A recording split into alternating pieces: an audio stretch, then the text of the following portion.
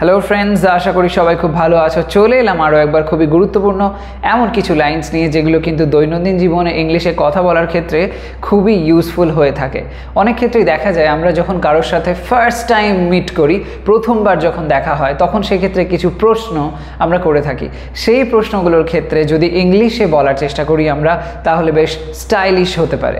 Fluency আনার জন্য এই ধরনের কিছু কিছু লাইন্স ইংলিশে বলা খুব দরকার।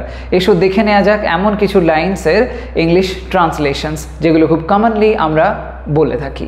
আজকে প্রথম লাইনটি লক্ষ্য করো, তোমার বাড়িতে কে কে আছেন। কারোর সাথে যখন ফার্স্ট মিট করি আমরা, তখন এমন কথা বলি তো যে তোমার বাড়িতে কে কে আছেন। সেক্ষেত্রে কিভাবে বলবে? তখন সে সময় বলো who are there at your home. Who are there at your home, বাড়িতে কে কে আছেন, কোন কোন ব্যক্তি আছেন, এরম সেন্সে হু are there at your home. পরেরটা, তোমরা কয় ভাই বোন। ভাই বোন, তোমরা কয় ভাই বোন। এই যে ভাই বোন কথাটা বলা হচ্ছে, ভাই বোন অর্থে ব্যবহার করতে পারো সিবলিংস এই ওয়ার্ডটাকে, সিবলিংস। তাহলে ট্রান্সলেট করলে হবে how many siblings do you have. How many siblings do you have, এরকমভাবে বলো। নেক্সট ওয়ান, তোমার বাবা কি করেন, কি কাজ করেন তোমার বাবা। তখন সেক্ষেত্রে লাইনটাকে এরকমভাবে বলো, what does your father do. What does your father do.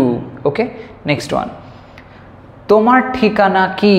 তোমার ঠিকানা কি, খুব সিম্পলি বলতে পারি what is your address. What is your address. Next one, তোমার জীবনের লক্ষ্য কি। তুমি জীবনে কি হতে চাও, এরকম সেন্সে তোমার জীবনের লক্ষ্য কি। What is your aim in life. What is your aim in life. Aim কথাটার অর্থ হচ্ছে লক্ষ্য। ওকে, নেক্সট ওয়ান, তুমি বড় হয়ে কি হতে চাও। এটা আগের লাইনটারই মতন, একটুখানি জাস্ট পার্থক্য আছে যে তুমি বড় হয়ে কি হতে চাও, এই বড় হয়ে বিষয়টাকে জুড়ে দেওয়া হয়েছে। তো এক্ষেত্রে এই ধরনের লাইন যদি বলতে চাই, সেক্ষেত্রে বলতে পারো what do you want to be when you grow up. What do you want to be, তুমি কি হতে চাও তুমি যখন বড় হবে। ওয়েন ইউ গ্রো আপ, তুমি যখন বড় হবে তখন সেই সময় তুমি কি হতে চাও, এরকমভাবে। নেক্সট ওয়ান, বলো তো আমি তোমার কে হই। বলো তো আমি তোমার কে হই, অনেকের সঙ্গে মিট করে আমরা এরকমভাবে বলি। তখন সেক্ষেত্রে ইংলিশে বলতে চাইলে বলো টেল মি। বলো তো মানে আমায় বলো। Tell me who am I to you. Who am I, আমি কে হই তোমার কাছে, টু ইউ, এরকমভাবে। Tell me who am I to you. Next one, তুমি কটার সময় ঘুম থেকে ওঠো। তুমি কটার সময় ঘুম থেকে ওঠো। তখন বলো অ্যাট হোয়াট টাইম। কটার সময়, কোন সময়ে, এরকম সেন্সে at what time do you wake up. At what time do you wake up. Spoken ইংলিশের ক্ষেত্রে আমরা অ্যাটটাকে অনেক সময় রিমুভ করে বলি, সেক্ষেত্রে what time do you wake up এরকমভাবেও বলা হয়, but at what time do you wake up এটা বেশি অ্যাপ্রোপ্রিয়েট। ওকে, নেক্সট ওয়ান, তোমাদের বাড়িতে কি কি গাছ আছে। তোমাদের বাড়িতে কি কি গাছ লাগানো আছে, এরকম সেন্সে তখন বলো what plants do you have at your home. What plants do you have at your home. প্ল্যান্টসের জায়গায় ট্রিজও বলতে পারো। What trees do you have at your home, দুটোই পসিবল। নেক্সট ওয়ান, তুমি কত রাত পর্যন্ত জাগো। তুমি কত রাত পর্যন্ত জাগো, এরকম সেন্সে বলো how late do you stay up. How late do you stay up. এখানে লক্ষ্য করো রাত অর্থে নাইট শব্দটা, সেটা কিন্তু এখানে কোথাও ব্যবহার হয়নি। স্টে আপ বলা মানেই কত রাত পর্যন্ত জেগে আছে, এরকম সেন্সটাকেই বোঝানো হচ্ছে। তাই জন্য আলাদা করে আর এখানে নাইট কথাটা লেখার দরকার নেই। প্লাস এই যে লেট শব্দটা ব্যবহার করা হচ্ছে, এর মানেটাই বোঝানো হচ্ছে যে অনেক গভীর রাত, অনেক সময় পর্যন্ত হয়তো সে জাগে, সেরকম সেন্সে। তাই জন্য নাইট না ইউজ করলেও চলবে। How late do you stay up বলো। নেক্সট ওয়ান, তুমি কোন ক্লাসে পড়ো। তুমি কোন ক্লাসে পড়ো, খুব কমন কোয়েশ্চেন। তখন সেক্ষেত্রে বলো which class are you in. Which class are you in. Okay, এরকমভাবে। নেক্সট ওয়ান, তোমার বড় দোষ কি। তোমার অনেক দোষ থাকতে পারে, বাট তোমার মতে সব থেকে তোমার বড় দোষ কি, এরকম একটা কথা। সেক্ষেত্রে বলো what is your biggest fault. What is your biggest fault, সব থেকে বড় দোষ। তো এখানে সুপারলেটিভ ডিগ্রি হচ্ছে, সেই জন্য বিগেস্ট ব্যবহার করতে হলো। What is your biggest fault. Next one, তোমার ডাক নাম কি। ডাক নাম অর্থে আমরা কি বলে থাকি, বলে থাকি নিকনেম। তো সেরকম সেন্সে what is your nickname. What is your nickname. Next one, তুমি কটার সময় লাঞ্চ করো? তুমি কটার সময়, যখনই এরকম টাইম বলা হবে তখন সেক্ষেত্রে অ্যাট হোয়াট টাইম এটা আমরা বলতে পারি। তো at what time do you have lunch, at what time do you have lunch. এছাড়াও এটা আরেকভাবে বলতে পারো, when do you have lunch, when do you have lunch. When বলতে ডিরেক্টলি ওই কটার সময়, কখন, এরকমভাবে বলা হলো। ওকে, নেক্সট ওয়ান, তুমি ঘুমে ঢুলছো কেন? এই যে ঢোলা, ঘুমে ঢোলা সেন্সে আমরা ড্রাউজি কথাটাকে বলতে পারি। তো ট্রান্সলেট করলে হবে why are you drowsy, why are you drowsy.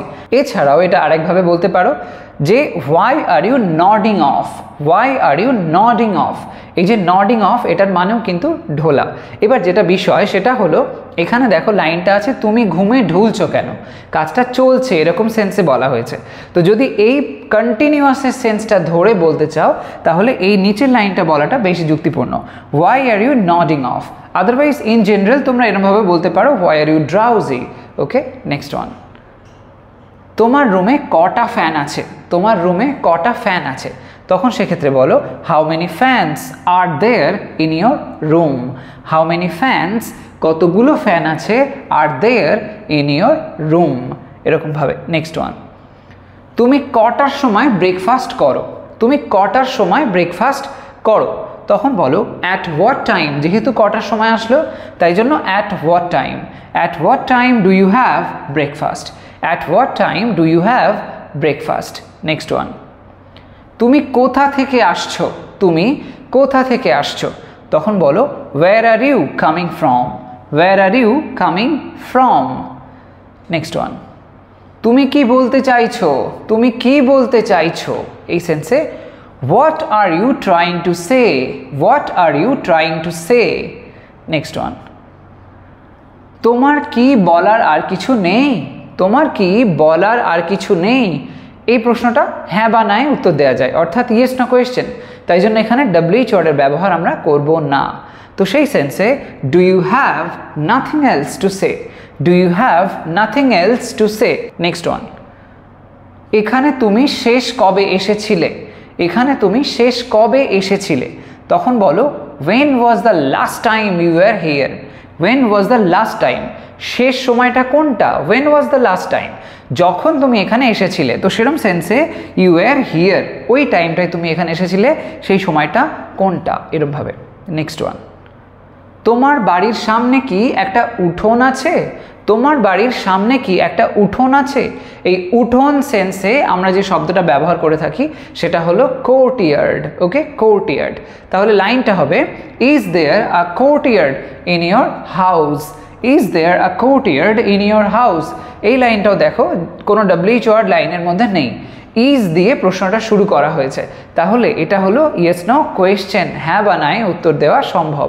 Next one, তুমি কি আমায় কিছু বললে? তুমি কি আমায় কিছু বললে? তখন সেক্ষেত্রে did you say something to me, did you say something to me. তো এখানেও আরও একবার ইয়েস নো কোয়েশ্চেন হয়ে গেল, ডব্লিউএইচ ওয়ার্ডের ব্যবহার এখানে হচ্ছে না। নেক্সট ওয়ান, তোমার বাড়ির পাশ দিয়ে ওটা কোন রাস্তা গিয়েছে? তোমার বাড়ির পাশ দিয়ে ওটা কোন রাস্তা গিয়েছে? সেক্ষেত্রে বলো which road runs along the side of your house, which road runs along, পাশ দিয়ে যাচ্ছে, runs along কোথা থেকে, পাশ দিয়ে সেন্সে দ্য সাইড ব্যবহার হলো, রোডটা যাচ্ছে runs along the side of your house, এরকমভাবে। ওকে, নেক্সট ওয়ান, তোমার নামে ওরা কেন অভিযোগ করলো? তোমার নামে ওরা কেন অভিযোগ করলো? এই যে অভিযোগ কেন করলো বলা হয়েছে মানে এটা ডব্লিউএইচ কোয়েশ্চেন। তো সেই সেন্সে why did they complain against you, why did they complain against you, তোমার বিরুদ্ধে যখন কেউ অভিযোগ করে এরকম সেন্স আসে তখন अगेंस्ट প্রেপোজিশনের ব্যবহার হয়। কোনো কিছুর বিরুদ্ধ জাতীয় সেন্স আসলে अगेंस्ट প্রেপোজিশনটা ব্যবহার করবে, মনে রেখো। নেক্সট ওয়ান, তুমি কেন ওদের পাশে থাকো? তুমি কেন ওদের পাশে থাকো? এই পাশে থাকা সেন্সে আমরা সাপোর্ট বলতে পারি, আবার একটা ফ্রেজাল ভার্ব খুব ইউজফুল সেটা হলো স্ট্যান্ড বাই, এটার ব্যবহারও করতে পারি স্ট্যান্ড বাই। তাহলে লাইনটা হবে why do you stand by them, why do you stand by them, মানে তুমি কেন ওদের পাশে থাকো, কেন ওদের পাশে সাপোর্ট হয়ে থাকো, এরকম একটা সেন্সে। ওকে, তো এইভাবে দেখতে পেলে বেশ কিছু ভেরি কমন কিছু লাইন্স আমরা এখানে দেখে নিলাম, যে লাইন্সগুলো দৈনন্দিন জীবনে আমরা ইউজ করতে পারি। অবশ্যই তোমরাও যখন সুযোগ পাবে এই লাইন্সগুলোকে বেঙ্গলিতে না বলে ইংলিশে বলার চেষ্টা করো, তাহলে অনেক সহজেই তোমাদের ফ্লুয়েন্সিটা চলে আসবে। তবে আসি, তোমরা সবাই ভালো থাকো, সুস্থ থাকো। আর একটা কথা, যদি চ্যানেলটা তোমরা এখনও সাবস্ক্রাইব না করে থাকো, যদি সাবস্ক্রাইব করতে চলেছো এরকম হয়, তখন সেক্ষেত্রে আমি একটা জাস্ট তোমাদের রিকোয়েস্ট করছি, সাবস্ক্রাইব করার সময় পাশে থাকা বেল আইকনটাকে প্রেস করে নিও, সেখান থেকে অল নোটিফিকেশনটা চুজ করে নেবে। তাহলে সেক্ষেত্রে আমি যখন ভিডিও আপলোড করব ইনফরমেশনটা তোমরা পেয়ে যাবে। বিকজ রিসেন্টলি আমি জানতে পেরেছি অনেকেই কিন্তু সাবস্ক্রাইব করার পরেও তারা নোটিফিকেশন পাচ্ছে না, আমাকেই জিজ্ঞাসা করছে যে স্যার আপনি কি ভিডিও দিচ্ছেন না। ব্যাপারটা হচ্ছে এটাই যে তারা নোটিফিকেশন পাচ্ছে না বিকজ তারা অল নোটিফিকেশনটাকে হিট করে নেয়নি। তাই জন্য তোমাদেরকে বলে রাখলাম, অবশ্যই অল নোটিফিকেশনটা হিট করে নিও। এনিওয়ে, সবাই ভালো থাকো, বাই বাই।